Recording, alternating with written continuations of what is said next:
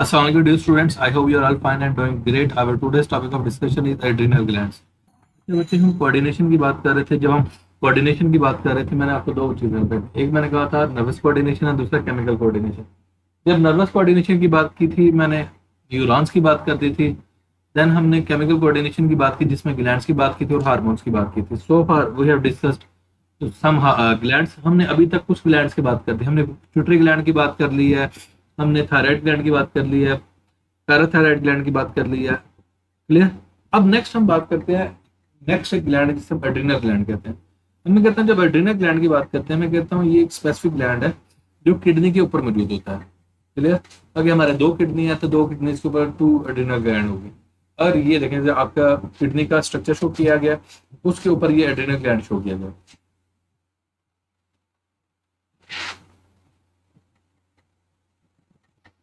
और अगर इसकी एनाटॉमी को देखा जाए, इसके स्ट्रक्चर को देखा जाए तो इसके दो कंपोनेंट हैं। One is the adrenal cortex, other is the adrenal medulla. एक पोर्शन को हम एड्रिनल कॉर्टेक्स कहते हैं, दूसरे को एड्रिनल मेडुला कहते हैं। अब जो बाहर वाली साइड पर है उसे हम एड्रिनल कॉर्टेक्स कहते हैं और अंदर जो प्रेजेंट है उसे हम एड्रिनल मेडुला कहते हैं। क्लियर है? ओके लेट्स सी, देखते हैं इनको। हर गुर्दे के ऊपर एक एड्रिनल ग्लैंड मौजूद है। हर गुर्दे के ऊपर क्या एक एड्रिनल ग्लैंड है। हर एड्रिनल ग्लैंड का अंदर वाला हिस्सा मेडुला और बाहर वाला हिस्सा कॉर्टेक्स है। अंदर वाली पार्ट को हम मेडुला कहते हैं और बाहर वाले पार्ट को हम कॉर्टेक्स कहते हैं। क्लियर। एड्रिनल मेडुला दो हार्मोन बनाता है। जो आपका इंटरनल पोर्शन है, जो मेडुला वाला पोर्शन है, दो हार्मोन बनेगा। एक है एपिनेफ्रिन जिसे हम एड्रिनालिन भी कहते हैं, जबकि दूसरे को नॉर एपिनेफ्रिन या नॉर एड्रिनालिन भी कहते हैं। अब आपने नाम याद रख लेने हैं।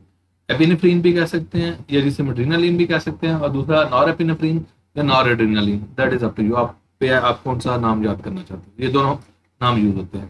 ये हार्मोन सिंपैथेटिक नर्वस सिस्टम ये इमरजेंसी रिस्पांस में हिस्सा लेते हैं। अगर आपको याद हो मैंने जब नर्वस सिस्टम की बात की, नर्वस सिस्टम मैंने दो चीजें बोली थी। एक मैंने सिंपैथेटिक नर्वस सिस्टम की बात की थी, दूसरा मैंने पैरासिम्पैथेटिक नर्वस सिस्टम की बात की थी। और मैंने बताया था सिंपैथेटिक नर्वस सिस्टम वो नर्वस सिस्टम होता है जो आपकी बॉडी को रेडी करता है फॉर द इमरजेंसी कंडीशन, ये जिसमें फाइट और फ्लाइट कहते हैं। सपोज आपकी लड़ाई हो जाए या कोई भी इमरजेंसी कंडीशन आ जाए तो उस इमरजेंसी कंडीशन के लिए जो नर्वस सिस्टम एक्टिवेट करता है वो आपका सिंपैथेटिक। अब ये हार्मोन सिंपैथेटिक नर्वस सिस्टम के दौरान क्या हो रहे हैं, एक्टिव हो रहे हैं। ये दोबारा मैं लाइन पढ़ता हूँ। ये हार्मोन सिंपैथेटिक नर्वस सिस्टम के इमरजेंसी रिस्पांस में हिस्सा लेते हैं। क्लियर। जब कोई शख्स इमरजेंसी में होता है, कोई भी शख्स जब इमरजेंसी में होता है तो मेडुला अपने हार्मोन निकालता है। और मेडुला कौन सा है, ये एड्रिनल मेडुला, इसकी बात कर रहा है, ये जो इंटरनल स्ट्रक्चर है। क्लियर। ताकि जिसम फाइट फ्लाइट या रिस्पांस के लिए रेडी हो, फाइट और फ्लाइट के लिए क्या हो जाए, रेडी हो जाए। सिंपल इमरजेंसी कंडीशन के लिए क्या हो जाए, रेडी हो जाए। ये हार्मोन दिल की धड़कन, ब्लड प्रेशर, खून में ग्लूकोज का लेवल और दिल और फेफड़ों के खून का बहाव बढ़ा देते हैं। अब ये सारे कारण, फर्स्ट वन आपकी हार्ट बीट, इसको एक्टिव ज्यादा कर देता है। जारी बता ब्लड प्रेशर भी हाई हो जाएगा। अच्छा, ब्लड के अंदर ग्लूकोज का लेवल इंक्रीज हो जाएगा। दिल और फेफड़ों, जारी बता जब आपकी हार्ट बीट तेज हो रही है तो आपकी क्या से कहते हैं, हार्ट को और आपके लंग्स को खून का जो क्या उसे कहते हैं फ्लो है वो ज्यादा हो जाएगा। क्लियर। ये सारे वो मैकेनिज्म है जो रिक्वायर्ड हैं, जो जरूरी हैं किसके लिए, फाइट और फ्लाइट एक्शन के लिए। क्लियर। ये ब्रोंकियोल्स को भी खोल देते हैं। क्लियर। और पीपल फैलाते हैं, आपकी जो क्या से कहते हैं आईज है उनके अंदर जो पीपल है उनको डायलेट करवा देते हैं, उनको ऊपर करवा देते हैं। मैं दिखाता हूँ आपको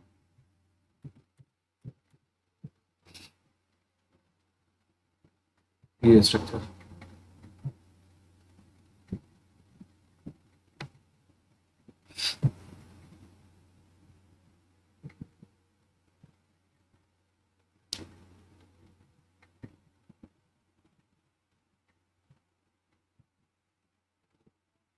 ये वाला पोर्शन जो ब्लैक वाला पोर्शन है इसको पीपल कह रहा है। क्लियर। मैं डायग्रामेटिकली आपको दिखा देता हूँ। ये देखें, ये है डायलेटेड पीपल। क्लियर। तो इसकी हम मैं बात कर रहा था। एनीवेज नेक्स्ट हम देखते हैं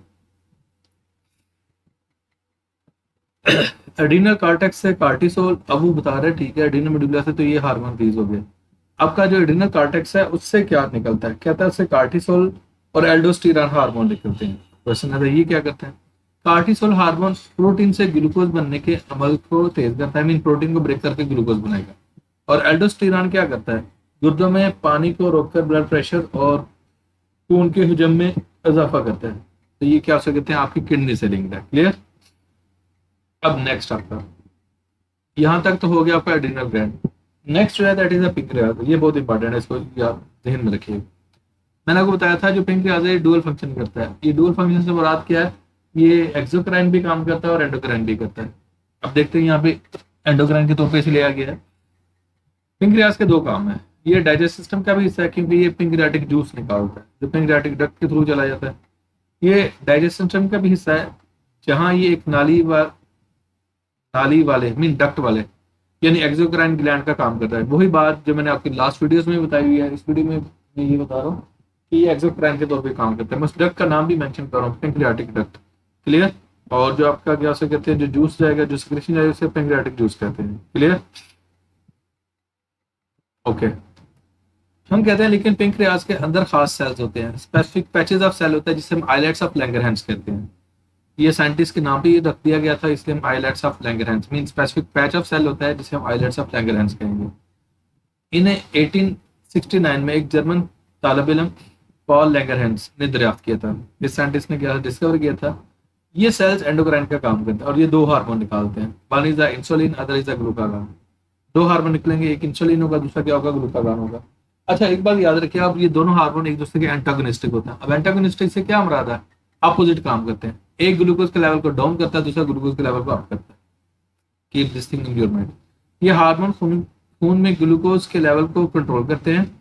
इंसुलिन हार्मोन खून में ग्लूकोज का लेवल कम करता है। तो वो बात मैंने आपको पहले बोली है, इंसुलिन है वो क्या करेगा, ब्लड के अंदर ग्लूकोज के लेवल को डाउन करेगा। और आपका जो क्या कहता है ग्लूकागॉन है, वो क्या करेगा, ब्लड के अंदर ग्लूकोज के लेवल को इंक्रीज कर देगा। इसलिए हम कहते हैं एंटागोनिस्टिक है एक दूसरे के।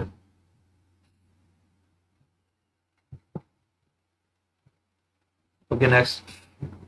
इंसुलिन हार्मोन में ग्लूकोज लेवल कम करता है, ये जिस्म के सेल्स को ग्लूकोज जखीरा करने या तवानाई के लिए इस्तेमाल करने।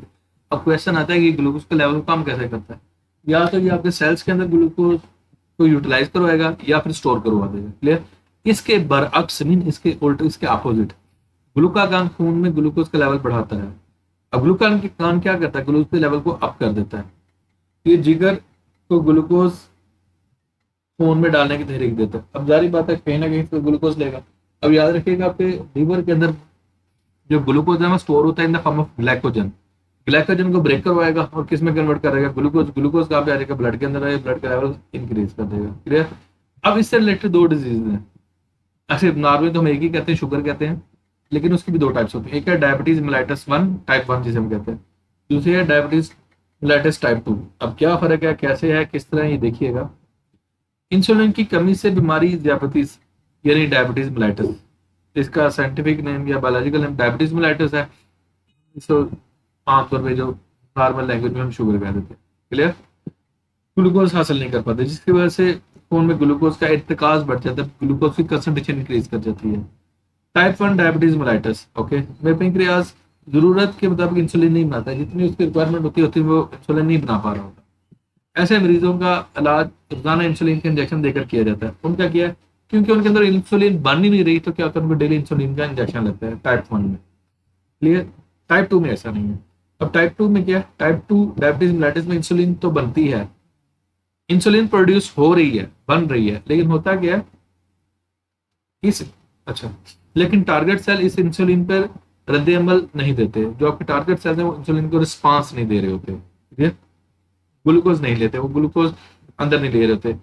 इस डायबिटीज को वर्जिश और मुनासिब गुज़ारा से कंट्रोल किया। आप क्या हो सकते रूटीन में एक्सरसाइज करें, वॉक करें, और क्या हो सकते हैं फिजिकल एक्टिविटी को गेम कर ले, जिम वगैरह कर ले, और अपनी डाइट में क्या करते हैं जो मीठा है वो कम करें, और क्या हो सकते हैं ऐसी खुराक करें जिनमें फाइबर्स है, और अल्टीमेटली क्या हो सकते हैं हो जाएगा। अच्छा, इसकी एक और मैं आपको सिंपल बता दूं, मोस्टली जो टाइप 1 डायबिटीज है ना, ये स्टार्ट एज में शुरू हो जाती है, जो यंग एज में स्टार्ट हो जाती है। अगर आपको 15-20 साल से ही हो रही है तो इस मीन वो 90% केसेस में डायबिटीज टाइप 1 होगी। अगर आपको 30 से बाद में जाके 35 के बाद में जाके और ये टाइप 2 है, लेकिन आपको बेटर है आप किसी प्रॉपर क्या कहते हैं डॉक्टर को चेक करवाएं। एनीवेज, डायबिटीज में मुकर्रर मकदार से ज्यादा ग्लूकोज गुर्दों में पानी की वापसी को इंतजाम को रोकता है, इससे पेशाब ज्यादा बनता है। जारी बात है, क्या कहते हैं, इसकी सबसे बड़ी इंडिकेशन ये होती है कि आप फ्रीक्वेंट यूरिनेशन, आप बार बार पेशाब के लिए जाते हो।